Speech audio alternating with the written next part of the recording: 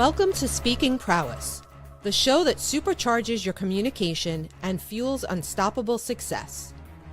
Sifu Raphael, visionary founder and world-renowned master instructor, elevates leaders into unforgettable communicators who command the room and inspire action. Alongside him is Scott Schilling, the authentic connector, a business growth expert with 40 years of experience, empowering audiences to rise higher, succeed faster, and thrive with purpose. Together, they bring you the strategies, insights, and inspiration to amplify your voice, expand your influence, and unlock your true potential. This is Speaking Prowess. Your journey to communication mastery starts now.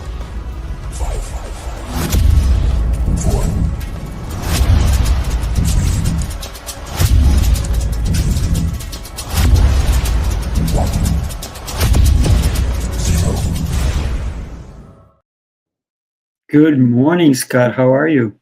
Fabulous, Sifu. I'll get better, though. You always get better. You know, one of the things I was watching the commercial for when we start the show, and you actually look way younger than you did in those videos that we have from the past. Well, that's because your vibrancy is really showing through, so keep doing what you're doing. Well, I was going to say it's because of Sifu's mind and body experience. So there you go. It's all working together, right? Exactly. Thank you. I appreciate that. You know, I mean, we have that opportunity, right? We can either let it all go and do nothing about it, or we can say, hey, you know what? The rest of my life is the best of my life. Let's go make it happen. Let's do it. Let's bring two exceptional human beings who are going to help us with that today.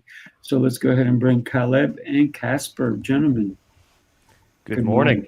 Good morning. The topic. Yes. Let's take it one word at a time, because there's a bunch of words here. Let's start with faith, if that's okay with you guys. We'd like to take that on.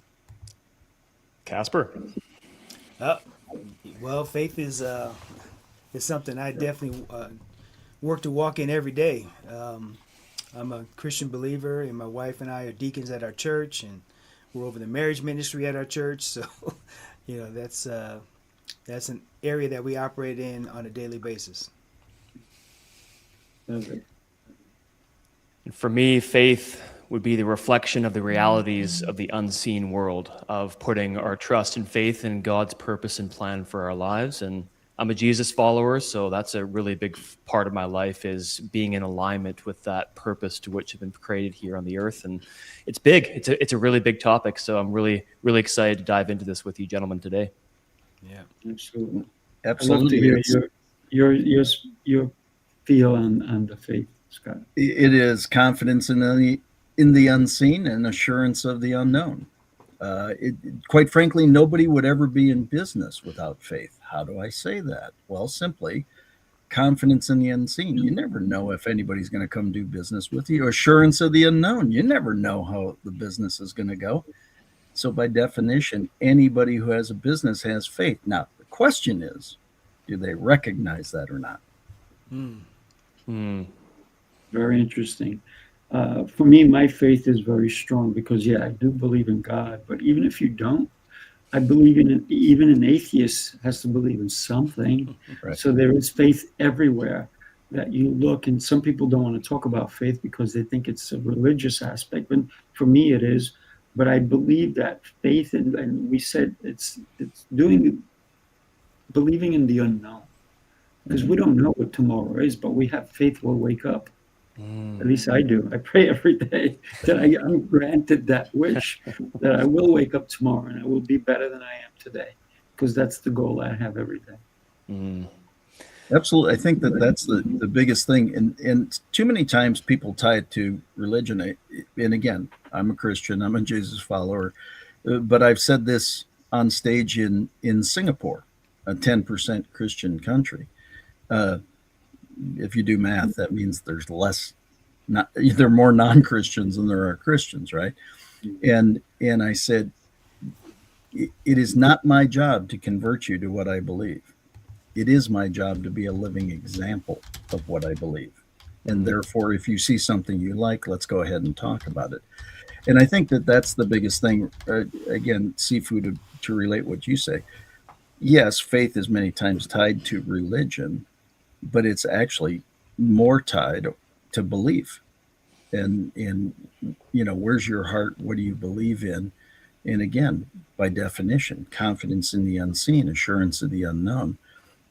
We don't know a lot of things that are going on, so we have faith that the world is working towards. Now, that's also the definition of fear.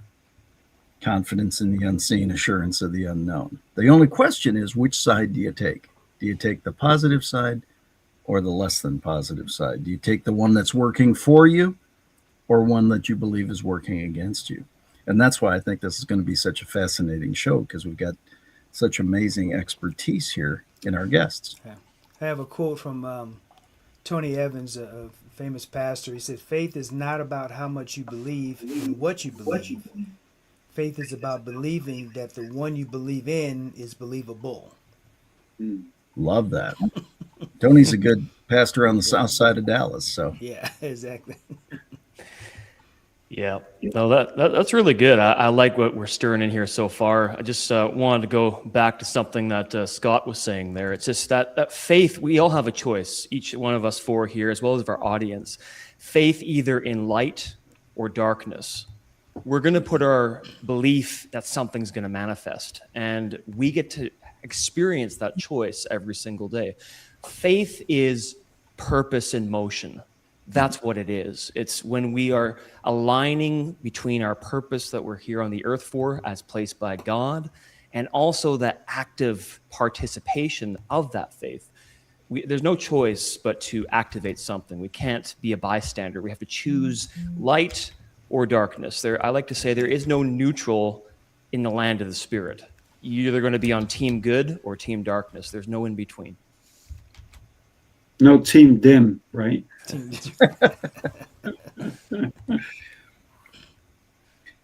Well, the only way to eliminate darkness is through light. Yeah, exactly. And again, it becomes a choice.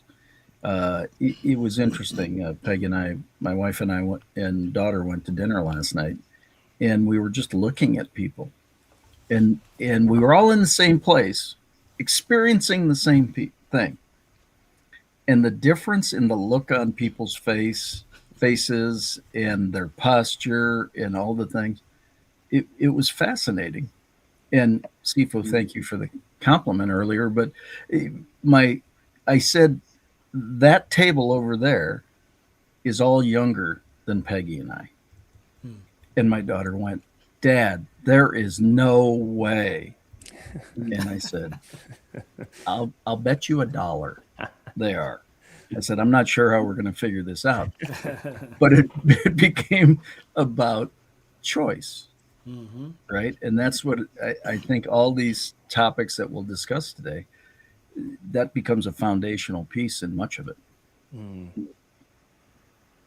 I think it's also the choice of how we see ourselves, right? That's the faith that we have in ourselves. There could be somebody who's 40 years old, or 38 years old, or 52 years old, and they'll say, "I'm old." And I'm like, Henry Ford said it. If you believe it, you are, right? So there you are. You're old. My God, can I get you a cane or a walker? But if that's not what you want, then stop saying the word old. I transformed a young lady, and I call her now a teenager.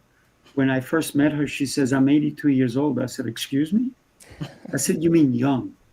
I said, "Because most people who are 82 years old wouldn't be here with me today. They wouldn't be doing the things you're doing. So you're young. So stop this old nonsense and let's live," right? And so now I call her a teenager, and she cracks up every time. And I said, "Because you're doing things like teenagers do." And if we allow ourselves to have the faith in ourselves, then we can accomplish so much more than even other people give us credit for. Let's not wait for other people to give us credit. Give it to ourselves, right, first, and then we can help other people. So yes, age is a number, And how you define that is your identity. Yeah, I think faith to me is the opposite of fear, because people are so fearful they're unable to do anything, right? But faith gives us the thought that no, I have the faith that I can accomplish this, or I have the faith in God, obviously, but I have the faith that our world is not going to blow up tomorrow or whatever. I just have that faith. I'm not fearful of those things. I'm not fearful what's happening on the news today, right? I'm not sitting in my basement worried about whatever.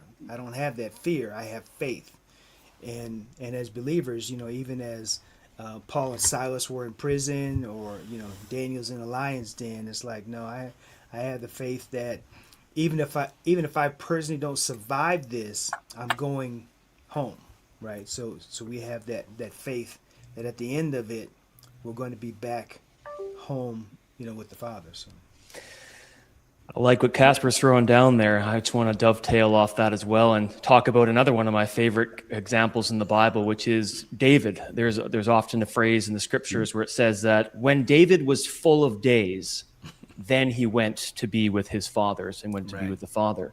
It wasn't before full of days. It was until he was full of days. And for me, when I got on an airplane, or I go out into the street, or I just doing something basic day by day, faith for me is knowing that I'm in the center of God's will, in my purpose, and that nothing's going to end until God says it's going to end. Right. And when we live on that perspective of not looking behind the bush that something's out to get us, then that fear lifts off our shoulders, as Casper is talking about. But that's what it means to be intentional with faith, not just to allow something to happen, but to be a participant with God, knowing that we're in the right place at the right time. This morning, me, Sifu, Scott, Casper, myself, audience listening to this, you are in the right place at the right time. You could be doing anything else, but you're here with us. That's not an accident.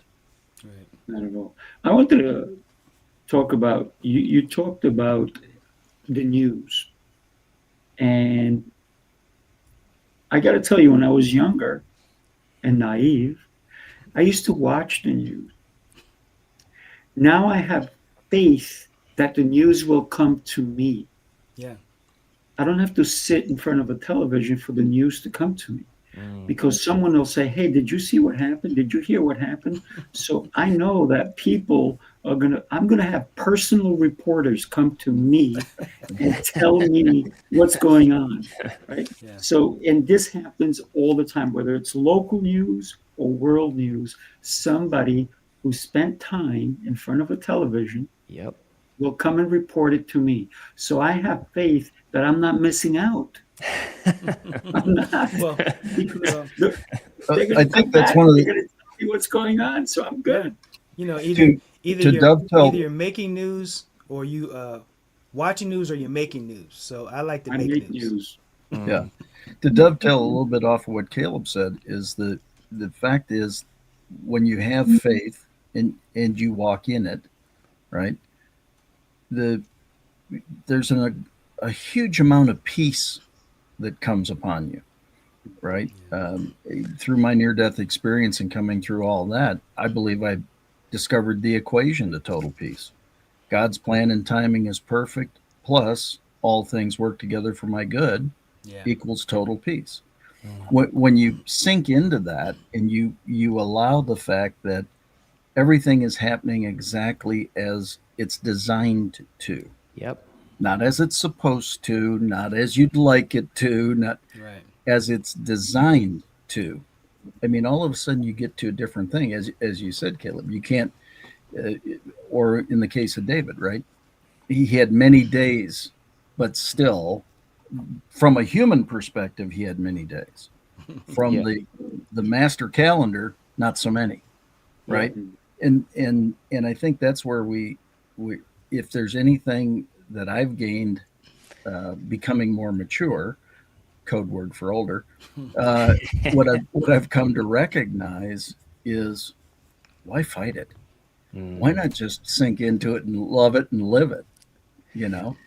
I'm pretty sure Sifu didn't want to have surgery on his shoulder. That being said, he did it to correct something, and now he'll be better than he's ever been going forward. Why? because I know he will be. Thank you, Scott. Have faith. Yep, that's it. It's like, in the words of the late Chuck Norris, who just passed away today, Yeah. he said, "Run while you still have the chance. Run while you still have the chance." And the reality is that we live in a world, according to Ecclesiastes, it says that eternity has been set on the heart of man. Eternity. And eternity is a long time, yet it's a breath away, yet it's a long way from being for some than others. Time is a very, very fascinating concept. And God is outside of time. It's a human calendar that created Earth time, but God's outside of it. That means that God is outside of man's construct, meaning that he knows the future, he knows the past, he knows the present. I don't have to worry about that. I only have to worry about today. So I was right when I said people will bring me news I didn't know, and thank you for telling us about Yeah, exactly. The flags will be half staff here in Texas for Chuck Norris. right? But if you think about all the memes and all the things that Chuck Norris has created for all of us, is to live a life worth living, right? And I think he was 86, right? If he did pass today, it's a sad day, but it's also a day for us to reflect on what we have, and don't forget that what we have we can share, right? So he did share his knowledge, his expertise, his willingness to really step up and help other people, because in the martial arts world, the man would not only will be an icon forever and ever, but was a living legend. Yeah. So how many people can say I met a living legend, right? I've met so many, and it's an incredible time when we meet somebody in person, and we don't see him as a living legend. We just see him as, hey, buddy, what's going on? It's the opportunity to be present when you're in front of somebody. Yeah. And it's the faith that we have within ourselves, not to think about me when I'm with you. All I want to do is think about you. Because if I think about me, I didn't do the reflection I needed to do during my time alone. So when I'm with you, it's all about you. That's how we should live our life, right? Yeah, for sure. Yep. Some good music coming on. Who's playing music? Sorry. I had a hot take. I'm pretty sure they were calling me to let me know about Chuck Norris. There you go. That's great. Yeah, I think a big part of this is we all have, again, it's so much choice in being able to take how we feel about any of these topics, and how not only how we feel about them, but then how we act on them. Right. And I think the better we are at understanding the topic, but then also the opportunities that exist by the way we enact them, and also the challenges we could create. I mean, I think that's pretty important. So again, faith is something that man, go full bore on it. Belief is a cool thing. Yeah, I think we can tell the folks that are operating in faith because there's action behind it. There's work behind it, right? Faith requires there to be some action going on to demonstrate that you do have faith. And the ones that are complaining, the ones that are stagnant or whatever, those are the folks that don't have faith. Because if they did have faith, they'd be in motion. Yeah. Right. So faith requires motion, in my opinion. Absolutely. Great way of putting it. I gotta say, we've been talking a little bit about faith, and I know we can do like a 12-day episode on faith. But one of the other words that we have in this episode is marriage, right? And whether you're married or not, it's an institution that, if you think about it, it's where people come together and hopefully create this unison And right now I'm engaged. I'm divorced, but I'm engaged at the current time. And guess what? I don't want to make the mistakes I made when I was married. Yeah. So therefore, I'm going to listen and learn right now. Well, Let me write well, that down. well, marriage is something my wife and I talk about a lot because we are marriage coaches and have been for the past 18 years. And marriage is the foundation; it's the bedrock of our society. You know, without a happy, healthy marriage, that's when societies start to fall apart. And we're actually seeing that in our lives today. You know, the marriage rate, the divorce rate in America, at least, in the world, is about the same as it is in the Christian community, and that is unacceptable in our minds. You know, that's our goal, is to change that, because the world should be looking at Christian marriages as like the gold standard, right? That should be they should be looking at Christian marriages and say, "Wow, man, how do you guys do that?" And you say, "Well, you know, it's God, Jesus, you know, it's it's our faith, right?" But that's not the case right now, because a lot of the Christian marriages, they are Christian and they are married, but they're not biblically in alignment with God. Because if they were, then they wouldn't have the problems they're having, in our opinion. So that's our goal, is to change that. It's good stuff, Casper. I myself am not married. I'm actually one of the guys that is still single at the age of 38, and I have been very, very patient for the Esther and for the Ruth to come across my path. But I have a high standard, and that's not saying any judgment on anybody, but my standard is very high.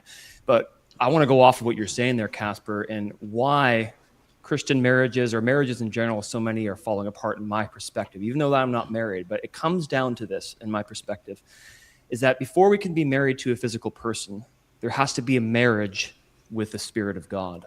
We are first married to God before we are married to a human being. So we must be in alignment with the tree of life, not the tree of knowledge of good and evil, not living by the soul, not living by the carnal body, but living by the Spirit. And when everything flows from seek first the kingdom, seek first God, and all these things will be added, that's what the bedrock of every healthy marriage should be, not the other way around. I'll get to God when eventually it's suitable for me. No, it's God first, and then everything that on the earth that happens after that. Yeah. That's just my take on it. Very much so. I mean, my kid's mother and I were married about 5.5 years. And I worked to have us go to counseling, and she had zero desire. So I went to counseling. And I basically shared with my counselor at the time, I don't ever want to feel this or experience this again. And at about 6 months, she said, "You know, you don't need to be here anymore." And I turned around and I said, "You're going to keep on taking my money until I tell you I'm done." And she goes, "Well, okay." And it ended up being about 2 years. Now, why? Because now Peggy and I have been married. November 25th was 30 years. Wow. Never going to feel that again. That's not going to happen. And so, Sifu, congratulations on learning some of those couple techniques, you know, like listening and things like that. I mean, listening closer. I know you always listen. But, you know, but again, those are choices, right? You're never going to experience this. You're going to learn a better way. I don't think anybody gave you the guidebook on how this is. At least they didn't give me the guidebook on how it was supposed to work. That was evident. But the point is, wherever you are is wherever you are. Now make the decision where you want to go. And if you want to go somewhere different, that's possible. I got to tell you, my sister and brother-in-law just celebrated their 55th year anniversary. That's awesome. Now, I lived with them when I was a kid, and they were marriage counselors. If anybody knows Marriage Encounter, they were marriage counselors for, I don't know, probably 30 of those years that they were married. And so one of the things that I always say to them even now, and I just saw them in Tampa. I said to them, get a room, because they're always holding hands. They're like kissy kissy. And I said, wow, that's a beautiful thing. And but they respect each other. Yeah. Communication for them is huge. They pray together. They pray when they wake up together, they go to sleep, they pray together. He's a deacon, she's in church. They both taught at the seminary that I used to go when I was a kid. And just because my marriage failed didn't mean I didn't try, because sometimes it takes two to tango, as far as I've learned, right? It's hard to tango by yourself. You kind of look a little silly. And don't worry, sometimes I've looked very silly because I've tangoed by myself. But I'd rather tango with a partner who's going to be on the same page as I am. Yeah. So therefore, when I say I'm listening and learning, it's constant for me. Right? I'm always seeing people who have been married for a long time, and I'm going to say, I always ask, what's your secret? And usually the man is always going to say, I listen to her. And I'm going, good advice. If he's smart. He's a smart man. Yeah. But I also love what Caleb talked about, that you need to be married to God, right? Yeah. And that's that wholeheartedness that you have to be in your heart and in your head, and they are connected so that you can say the words so that your heart can connect in a deeper level. And I think that when you can respect the other person, I think marriage truly works. Yeah. Because it's not and I see marriage as a business, right? Mm-hmm. When one thing is falling apart, other things are going to start moving along that same path. So we have to take care of every situation as a business, if you will, right? Because marriage is a serious business. If you don't handle it, if you don't have time with each other, it's going to fall apart. Yeah, you guys would be surprised, or maybe not surprised, but a lot of the couples that come to us, Christian couples, one of the first questions we ask them is, where is God in your marriage? And they look at us like, what are you talking about? It's like, are you focused on God? Each individually focused on God, because it's that triangle, we've all seen and heard about, where God's at the top. And if the husband is focused on God, heading towards God, and the wife is heading towards God, then it's really hard to argue. It's hard to be in a disagreement. It's hard to do all these things that cause us to separate. They talk about the three biggest challenges in marriages, and there's a lot, but the three biggest challenges are finance, communication, and sex. And if those things are not in alignment, if you're not in agreement on those things, then that's when chaos happens. But when you're in alignment and you're headed, if you're focused on God, like we've been talking about, it's hard for me to argue with my wife if I'm focused on God. If I'm focused on love, I just can't go off the love line and now start arguing with her. If I'm on the love line, it's just, okay, let's just work through it. And we've been able to, over the years, get rid of all the little stuff. Because a lot of times in marriage, you have these things that keep building, right? And then it could be socks on the floor or whatever. But anytime you get into an argument, you go back to the corner or the closet or underneath the rug, you pull out the socks on the floor. And by the way, your mother said this, and by the way, your sister's doing this. You pull all these things in. But if you get rid of those things one by one, when you do have a disagreement, and disagreements happen, right? But when you do have it, there's nothing to go grab. So you just deal with the one disagreement, and typically Cheryl and I can get through it in a matter of minutes, so we can move on, and we don't have to try to, there's nothing in the closet, for us to go grab. So those are the kind of things we try to help couples do, is to get rid of those little things so that you can focus on the main thing, which is God. Focus on that and keep your marriage happy and healthy. I liked what, Casper, you're saying there about both the man and the woman running towards God. It makes me think of The greatest example I can think of right now for the first marriage on the earth was in the Garden of Eden. Yeah. Was in Eden, where Adam and Eve walked with God. What does that look like? Well, it means side by side with God. God was a part of their marriage.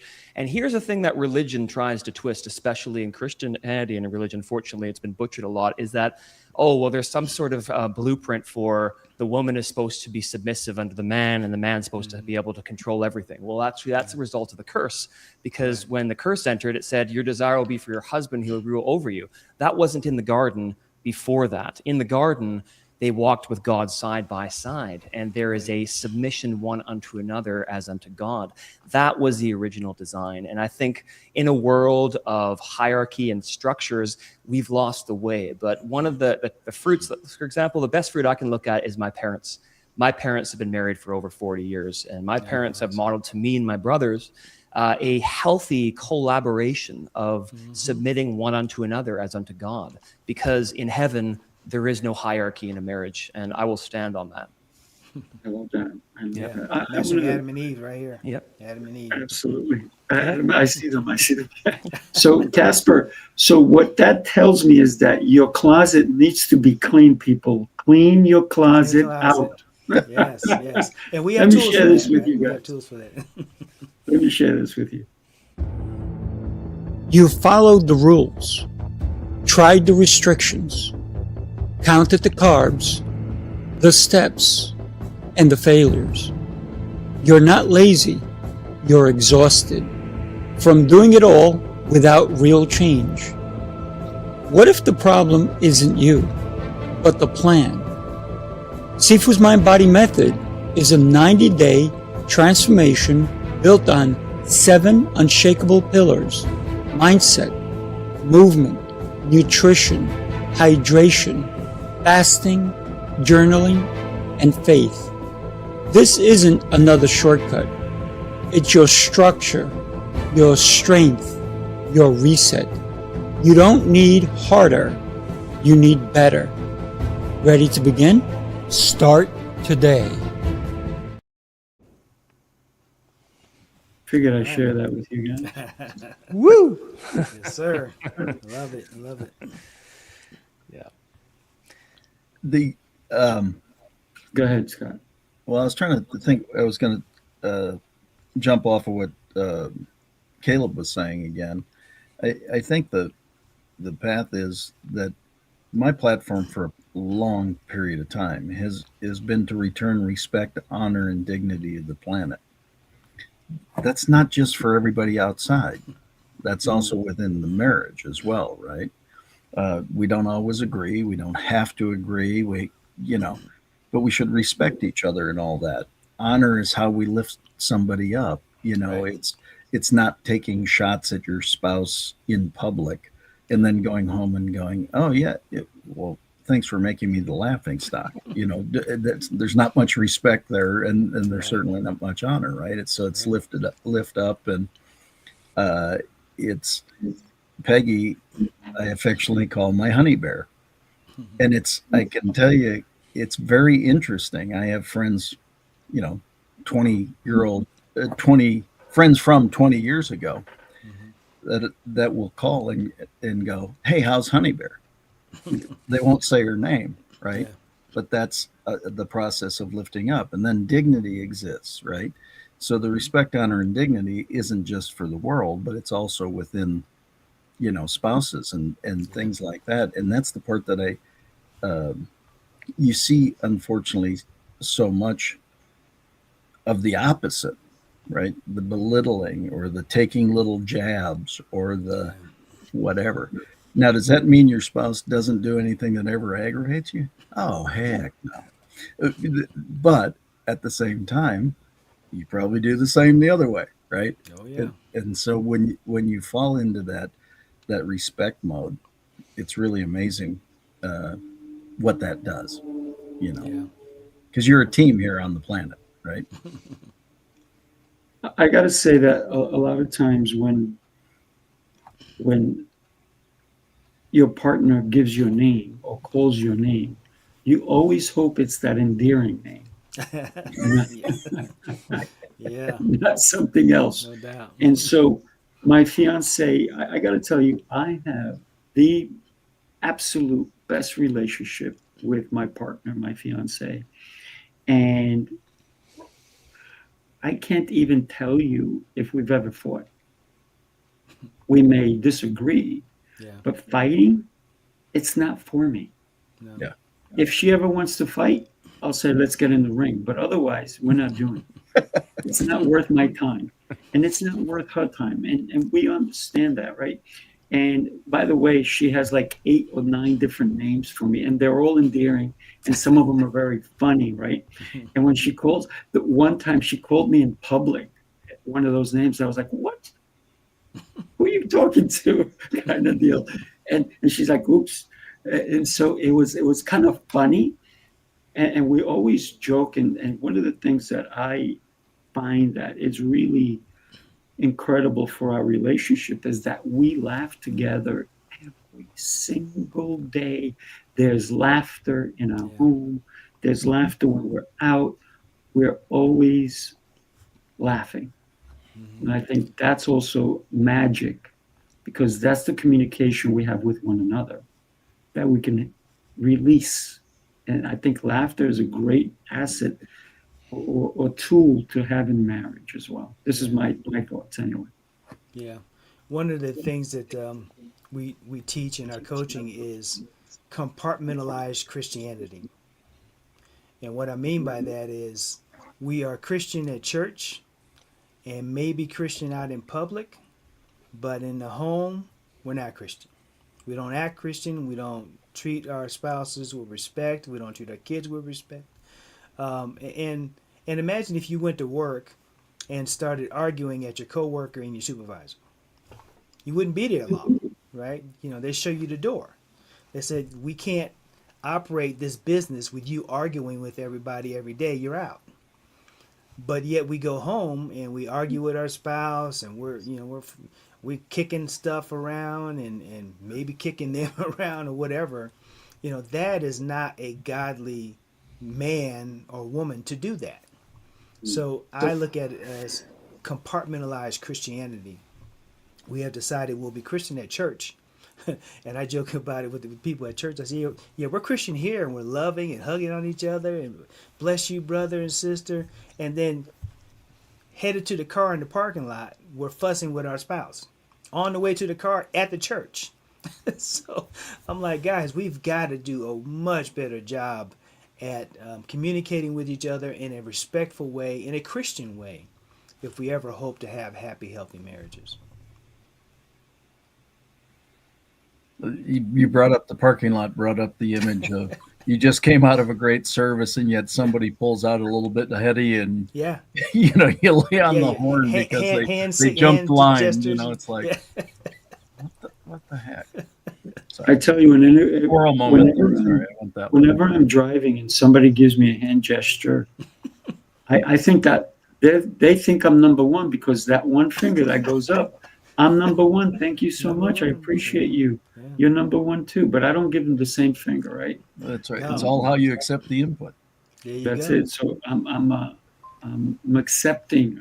That's a gift. Thank you. You think I'm number one, and so the next part of our conversation, we've gone from faith, we've gone to marriage, and now we're going to purpose, because the whole topic is building a great life, and I think that all three of those really combine into how do we build a great life if we don't know our purpose in the life we're trying to build. Yeah, we got to see the links. Sorry to for a little plug in there for the SeeLink, but we have to see the links around us, whether that be in our day by day, whether that be in dreams of the night season, whether that be in our own DNA of design or design type. There's 7 different design types. There's the seer, there's the activator, there's a navigator, there's a catalyst, a steward, the builder, the healer. I need what Scott has as much as I need what Casper has. I need what Sifu has. I need to release what I have. And what a great tragedy it would be if everybody in the world had the same design type. If we had a bunch of navigators, we wouldn't have any builders. If we had a bunch of builders, we wouldn't have any seers. If we had everyone who was seeing, we had nobody who's building. And we get the drift in the picture. But this is where it comes into collaboration. And really, purpose is that marriage between faith and our purpose. That's why I love the title of the topic today. We marry faith and purpose together. That's what it looks like when we're walking in our DNA of design, not putting on somebody else's armor. Because if I put on who Casper is 100%, I'm not going to fulfill my purpose on the earth. No. If I put on Scott's armor, I'm not going to fulfill my purpose on the earth. Sifu's, I'm not going to fulfill my purpose on the earth. We must learn from each other, but we can't shy away from who God designed us to be. Yeah. Uniquely designed, I believe. Yeah. Yeah. And you'd be surprised how many folks do not know what their purpose is. I every time I get around my children and grandchildren, I ask them, I said, so what's going on? What are you doing? What's the plan? And they're like, what do you mean, what's the plan? I'm like, you don't have a plan. The world will have a plan for you, right? The world is perfectly fine with coming up with your plan for your life. Yep. So you need to have a purpose, and it needs to be on purpose, and it needs to be operating in faith and love and all those things. But that's how you know you have a good purpose, because it's not harming people, it's helping people, right? It's not, if your purpose is burning down a building, that's not of God. That's something else. Yeah. Right? So your purpose needs to be a purpose that is intentionally helping someone, lifting somebody up, improving their lives and your lives as well, of course, but helping someone improve their life so they can find their purpose and they can also be helping others. Yeah. Yeah, I don't think there's any doubt about it. Purpose becomes that guiding light. It becomes the lighthouse, right? In my years with Jack Canfield, he taught a process and we created our life purpose statement. Mine has not varied since. To inspire and empower others to serve humanity through living their life's purpose in spirit, love, and joy. My purpose is to help people be on purpose. And so shows like this become totally on purpose, right? But that life purpose statement then gives you a filter by which to determine things. Sifu said, hey, would you like to become my co-host for Speaking Prowess? Let me run it through my filter. To inspire and empower others to serve humanity. Yeah, we get to do that. Through their life's purpose. Yeah, we get to encourage that. In spirit, of course. We're talking about that today. Love my wife, my family, my friends more than I ever have. Joy. This is joy. If you hang around seafood long enough, you're going to be in joy. That's just right. the way it works, right? So the point is that life purpose statement becomes a filter. Somebody says, let's go rob a bank. Let me run it through the life purpose statement. To inspire and empower others to serve humanity. Don't think we're really doing that because this is my life's purpose. No. Spirit, no. I'm allergic to lightning. Love, I don't think stealing is love. Joy, I might have some fun with the money, but it ain't joy, right? So now it becomes the filter with all this. That's good. It's my take and I'm sticking to it. That's awesome. Yeah, absolutely. Let me share one more video with you guys. Take a look. Unified leadership.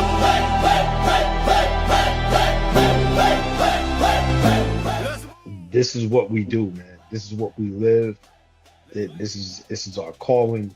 And you walk away with a working document, something that you could hold, that's intangible, that you could utilize, man, wherever you are on the journey. This is not for one specific element. This is for real leaders to grow that leadership acumen, to be better in the home, be better in your community, be better in your workspace, be better in your organization, your teams, man. If you feel you have no value after day one, we'll give you your money back.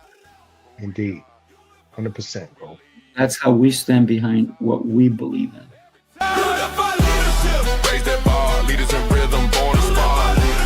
Raise that bar, leaders in rhythm, born to spar. Steady and true, the sound of the few that follow new. Strong alive, this is the beat where leaders thrive. Unified leadership. I can't help myself. I just love, doing fun stuff. I got to tell you, Coach T.O. Clay, he's a phenomenal human being. I'm just so happy to be aligned and unified with. And we invite everybody to join us in New York in May. It's a great time to be in New York. And also, we're going to go to the Statue of Liberty. Nice. And there you go. Right? How better can we get unified? That's pretty good. That's pretty good. Hey, I wrote a statement of purpose over 30 years ago. This is my statement of purpose. So, like Scott was saying, if things don't fall into that, I'm not interested. So I know the purpose of my life is to be spiritually connected, healthy, family oriented, and free. In order to achieve these things, I must unselfishly give and help others obtain their goals and dreams. I must live boldly in the zone. Through honesty and integrity, I will succeed. Now I will show the world. Love it. Awesome. It's good stuff. What I wanted to bring as well, I love that, Casper. I was just thinking this conversation about Chariots of Fire, one of my favorite films of all time. And Eric Liddell, when he was running in the Olympic Games, and he quoted Isaiah where he said, "So where does the power come from to see the race to its end? From within." And then, he says, "I believe that God made me for a purpose, but he also made me fast. And when I run, I feel his pleasure." And that's it. When we walk in our purpose, we should feel God's pleasure over our lives. If we aren't feeling that, then I can be good at something. Casper can be good at something. Sifu, Scott, we can be good at something. But the good is the enemy of the God. When we're walking in God's design, we should feel pleasure over what we're doing, not just something we're good at. Yeah, that's a fact. Love it, love it. Well, it's come to that time, unfortunately. We're ending the show. And like I said, we should have a show for 12 days with the four of you guys, the three of you guys and myself. I'm going to re-listen to this, by the way. So now what I like to do is give everybody 45 seconds. Tell us a little bit about why somebody should connect with you. And everybody should connect with these crazy and beautiful individuals.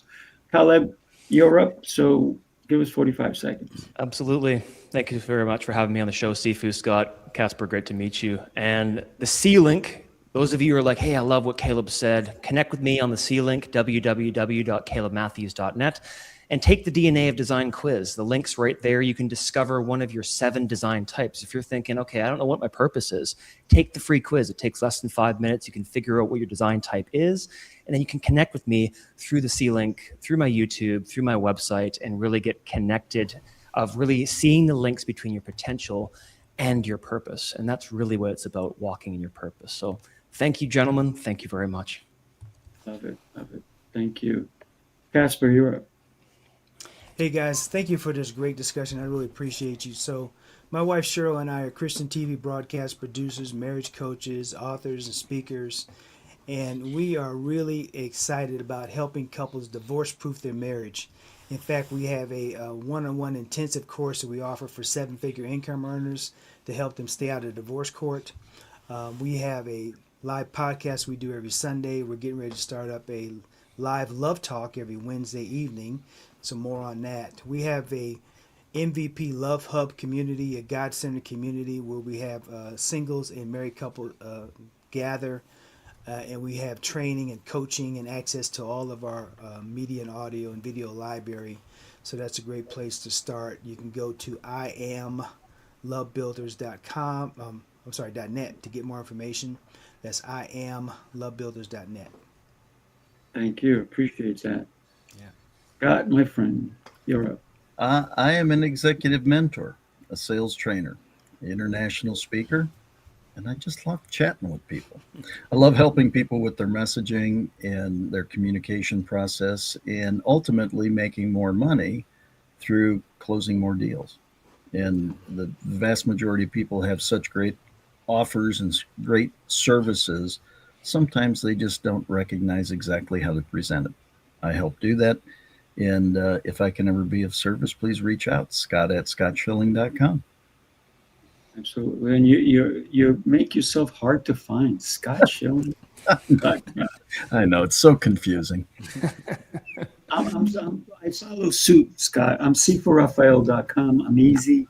I'm a founder. I'm an architect of your life, from getting on stages to all over the world to helping you live your life to the best of your abilities, because we are God's gift and we need to shine every day. So reach out. Let's have a conversation. Let's find out where I can help you shine your light. Thank you, everybody. Do me a favor. Share this show with somebody that you don't even realize needs to hear it. Will love this show, and they'll love the messages that were delivered today, especially if somebody's going through a hard time at this point. Yeah. Let's shine the light on them. All right. God bless everybody. Have a beautiful and respectful guys. rest of Thank your you, day. guys. Take care. Have a fabulous day, all. See you. Yeah. Take care.